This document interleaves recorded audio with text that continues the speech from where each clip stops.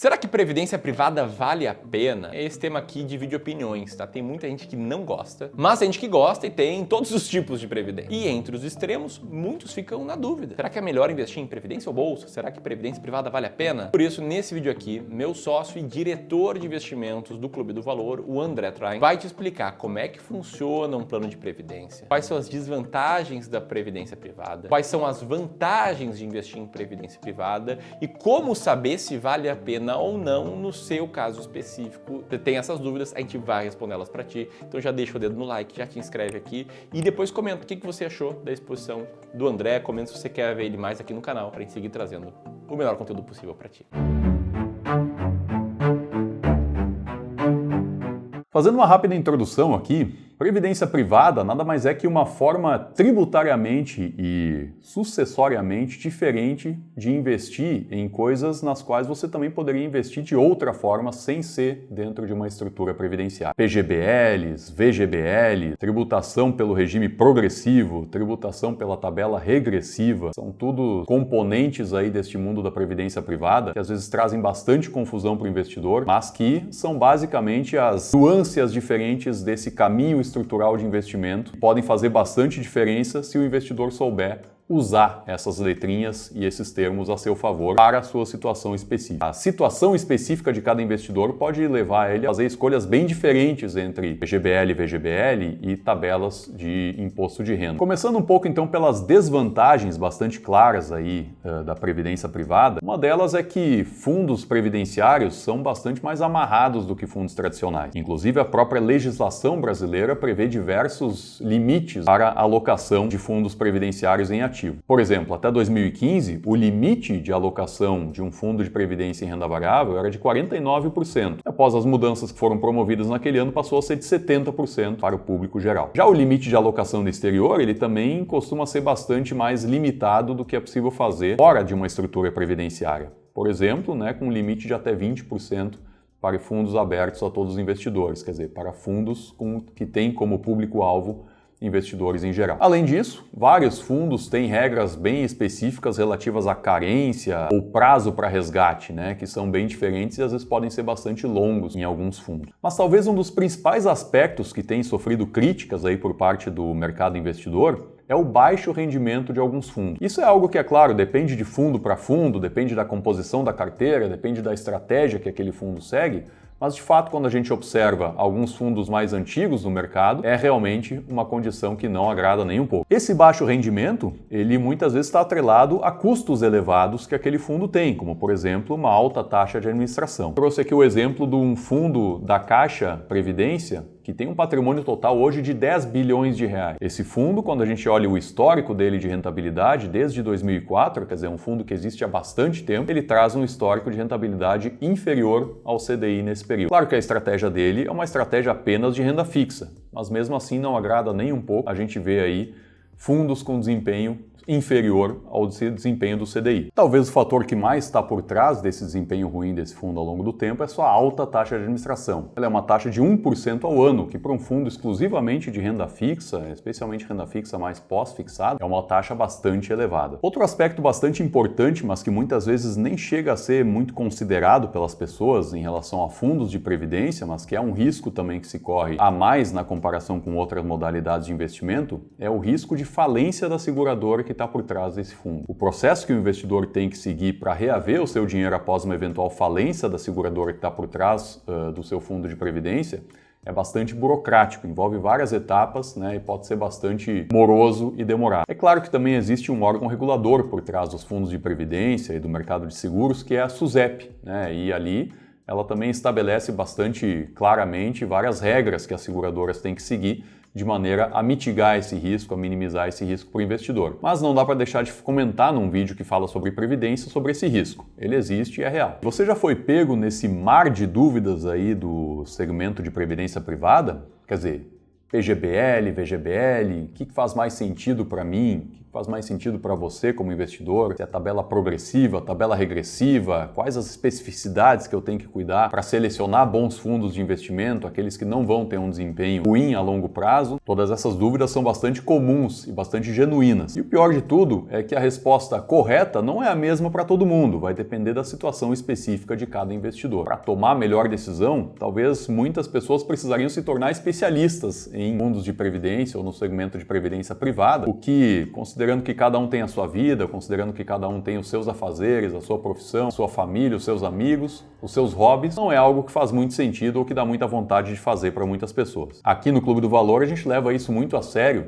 e tem todas as ferramentas, vários profissionais qualificados, certificados, para ajudar você a tomar a melhor decisão. Pensando em te ajudar nesse processo, nós liberamos algumas vagas para uma consultoria gratuita sobre esse assunto. É um espaço de 1 hora, onde um dos nossos especialistas em investimentos vai analisar a sua situação como investidor, o seu contexto de vida, o seu caso, as suas especificidades financeiras e lhe fornecer um plano detalhado sobre a melhor forma de investir. Como é gratuito, você não tem nada a perder. Então, se você tiver interesse, basta clicar no link que está na descrição desse vídeo, preencher um formulário e em até 24 horas um dos nossos especialistas vai entrar em contato com você. Agora vamos falar um pouquinho também sobre as vantagens, de se investir através de fundos de previdência. Eu dividiria essas vantagens basicamente em 2 grandes grupos. O primeiro desses grupos é o das vantagens tributárias. São algumas. Primeiramente, o Come Cotas, que é uma tributação constante que acontece a cada 6 meses em todos os fundos de renda fixa e multimercado, ele não existe no mundo da previdência privada. Isso já é uma primeira vantagem bastante interessante. Agora a gente entra em algumas especificidades, e eu posso dar alguns exemplos aqui de como é que a gente pode utilizar a previdência privada para reduzir a tributação que a gente tem sobre os nossos investimentos, reduzir inclusive a tributação que a gente tem sobre a nossa renda de trabalho, que a gente obtém, dependendo da forma como a gente tem a nossa remuneração pelo nosso trabalho, de maneira que até é possível zerar o imposto de renda obtido sobre alguns rendimentos de investimento. Se a sua renda é tributável, quer dizer, se você trabalha com carteira assinada ou é um profissional autônomo, como advogado ou um médico, a sua renda provavelmente é elevada e é tributável. Você declara ela provavelmente na sua declaração de imposto de renda anual naquele campo de rendimentos tributáveis. Se essa é a sua situação, você tem a possibilidade de deduzir até 12% da sua renda tributável fazendo aplicações em fundos de previdência do tipo PGBL. E nesse caso, em geral, o melhor regime de tributação é o da tributação regressiva. Dado que você pode, por exemplo, transformar um pedaço da sua renda atual que seria tributada a 27,5% em uma renda futura tributada a 10%. Isso é claro se o investimento for mantido por no mínimo 10 anos, que é a regra para se chegar nessa tabela regressiva a essa alíquota de 10%. Para isso, também é necessário que você faça a sua declaração anual de imposto de renda pelo modelo completo. Já uma pessoa que tem sua renda do tipo não tributável, como por exemplo um sócio de uma empresa e obtém a sua renda a partir da distribuição de lucros da sua empresa, essa pessoa já não tem muito por que ter um plano PGBL. Ele não faz o menor sentido para alguém nessa situação. Isso porque ele não vai ter tido o benefício de poder deduzir os seus aportes no plano de previdência da sua tributação atual e ao mesmo tempo lá na frente, quando for resgatar esses investimentos, vai pagar imposto de renda sobre o total do montante resgatado e não somente sobre os rendimentos financeiros que ele tiver obtido a partir dessas aplicações. Aqui faz muito mais sentido optar pela modalidade do VGBL. E no que tange ao regime de tributação, se esse investidor de fato não tiver nenhuma renda tributável e seu imposto de renda, toda a renda que ele obtiver for um rendimento isento de distribuição de lucros de uma empresa, por exemplo, ele pode começar um investimento em previdência privada utilizando o regime progressivo de imposto de renda. Nessa primeira aplicação, ele pode, por exemplo, calcular qual seria o montante de investimento necessário para que o rendimento daquele montante, em cima daquele montante, ao longo de um ano, por exemplo, ficasse dentro da faixa de isenção ou da faixa de tributação até 7,5% pelo regime progressivo. Ou seja, é possível até ele pagar menos do que os 10% de imposto de renda, que são a alíquota mínima do regime regressivo. Vamos dar um exemplo aqui para deixar mais claro. Digamos que eu tenha R$200 mil para investir em um plano de previdência e de fato não tenha nenhuma renda tributável atualmente na minha estrutura de imposto de renda. Eu posso pegar esses R$200 mil e fazer um plano VGBL com regime de tributação progressivo. Aí digamos que ele renda 12% no ano seguinte ao investimento. Ou seja, O rendimento sobre R$200 mil, 12% daria R$24 mil. Se eu resgatar após um ano já a totalidade dos R$224 mil, o rendimento desse fundo para mim vai ser isento de imposto de renda, pois ele vai se encaixar dentro daquela primeira faixa do regime progressivo que vai até R$26.900. Depois disso, eu posso simplesmente pegar os R$200 mil e reinvestir em um novo plano VGBL, começando esse processo de novo do zero. Ou seja, acabei de criar um processo, um fluxo, através do qual eu obtenho todo ano R$24 mil de rendimentos isentos de imposto de renda para mim. Claro, supondo aí essa taxa de retorno constante em 12% ao ano. E o que exceder esse montante, o investidor pode alocar então em um segundo fundo de previdência, também VGBL, mas dessa vez na modalidade, no regime de tributação regressivo. Ou seja, entendendo bem as regras do jogo, é possível jogar com o regulamento debaixo do braço e obter reduções significativas na tributação sobre os rendimentos que se obtém em investimentos. Quer dizer, ou zerando totalmente a alíquota sobre um pedaço dos rendimentos que se obtém, ou então trazendo essa alíquota para 10% sobre os rendimentos, né, na comparação que se compara aí aos 15% que são alíquota padrão, por exemplo, para investimento em renda variável, seja em ações via fundos ou de maneira discricionária, ou então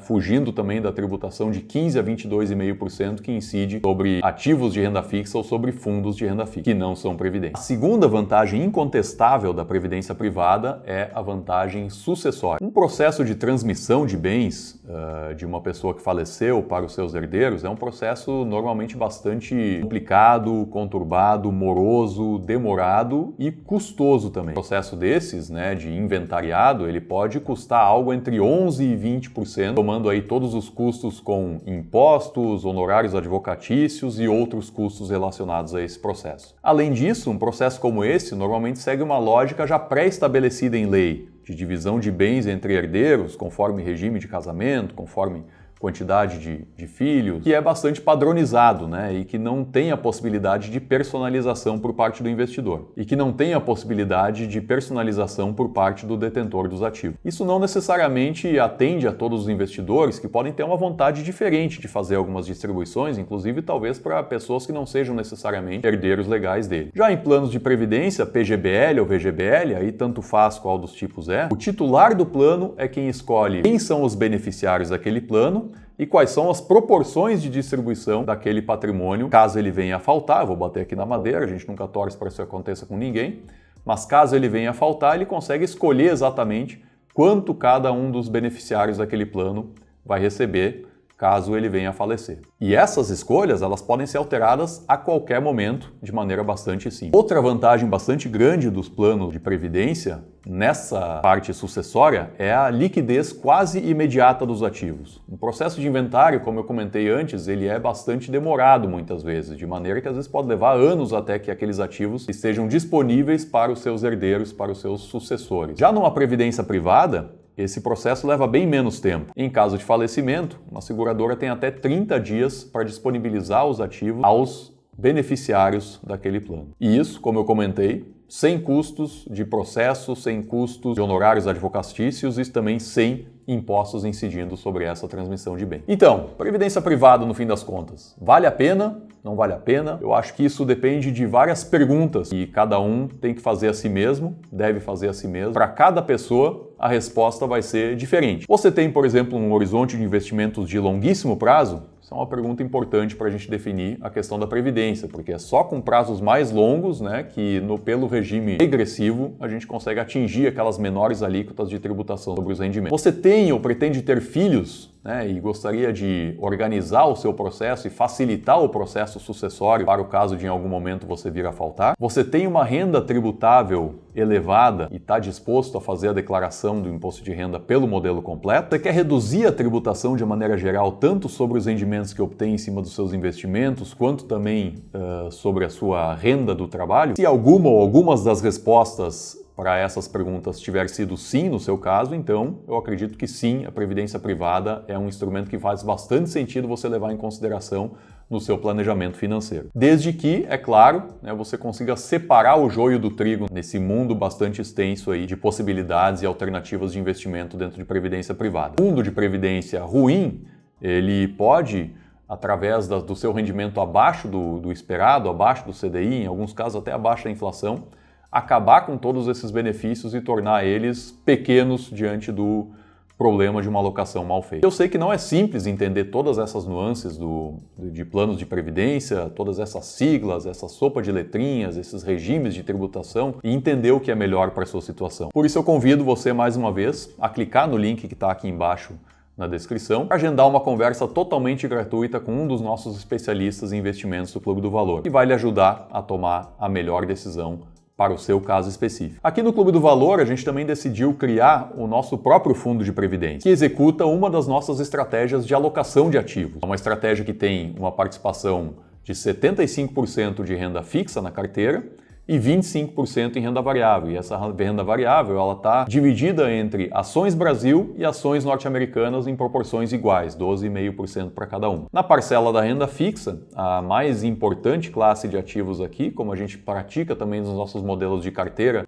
não necessariamente só nesse fundo de previdência, mas no nosso aconselhamento e na gestão dos investimentos que a gente faz para os nossos clientes, é a classe de ativos indexados à inflação, com 35% de participação. Renda fixa pré-fixada e pós-fixada, cada uma tem então uma participação de 20% no restante da carteira. A taxa de administração desse fundo é inferior à média de mercado, 1% contra 1,72% de média de mercado. Isso é uma taxa bastante competitiva quando a gente contempla um fundo que tem várias classes de ativos na sua alocação. Para que você possa conhecer um pouco melhor esse nosso fundo, a gente também deixou o link dele aqui na descrição do vídeo. Então, caso você tenha interesse, clica lá e dá uma olhada como é que funciona o nosso fundo de previdência. Se você quiser ver na prática um caso de uma previdência muito mal aplicada, assiste esse vídeo aqui abaixo, no qual o meu sócio Felipe mostrou uma carteira que perdeu muito dinheiro por investir errado. Muito obrigado por assistir esse vídeo, eu espero que tenha agregado a você em conhecimento, para navegar melhor dentro desse mundo bastante complexo, mas também bastante cheio de oportunidades que é o mundo da previdência privada. Um grande abraço e se cuide!